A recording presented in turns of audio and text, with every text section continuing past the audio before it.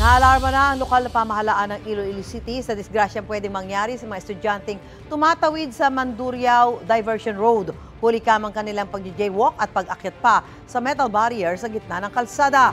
May unang balita live si Kim Salinas ng GMA Regional TV. Kim? Susang tila nakikipagpatintero sa dumaraang sasakyan ang 6 na mga kabataan habang tumatawid sa highway dito sa Iloilo City. Kahit pa may nakaharang na metal barrier sa Center Island. Makikita sa video ang isang lalaking estudyante sa gitna ng kalsada na tila hindi pa sigurado kung tatawid o hindi. Hanggang sa tumakbo na siya patungo sa kabilang bahagi ng kalsada. Makikita rin ang ilan pang kabataan na umakyat sa metal barrier sa Center Island at tumawid rin sa kalsada. Ang ilang sasakyan, binusinahan ang mga bata. Nangyari ito sa Diversion Road sa Mandurriao, Iloilo City noong Biyernes, ayon sa kumuha ng video. Ikinaalarma ito ng Iloilo City Traffic and Transportation Management Office. Maliwanag daw na paglabag ito sa Anti-Jaywalking Ordinance.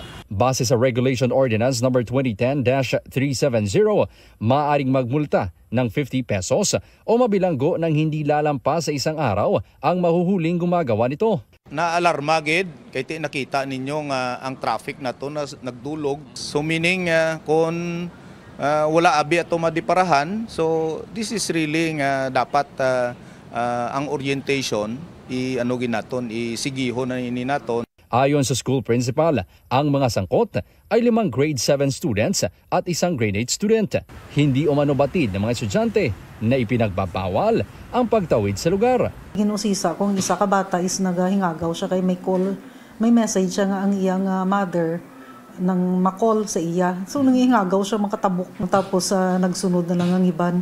Ipinatawag na sa guidance office kahapon ang mga estudyante kasama ang kanilang mga magulang. May sila ma'am, something sanction? Disciplinary action? Actually hindi mo na kay nang outside the school hindi na violations ng school kwan. So, pero education gyapon. Balak ng Iloilo City LGU na makipag-ugnayan sa paralan para magsagawa ng lecture sa mga estudyante. Pinag-aaralan na rin ang mas pinaigting na anti-jaywalking operation ng LGU.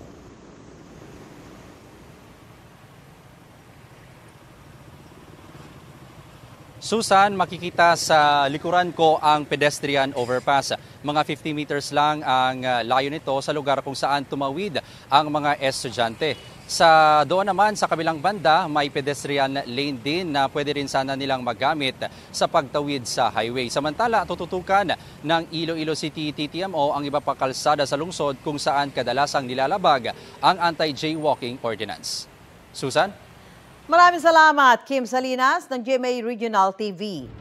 Gusto mo bang mauna sa mga balita?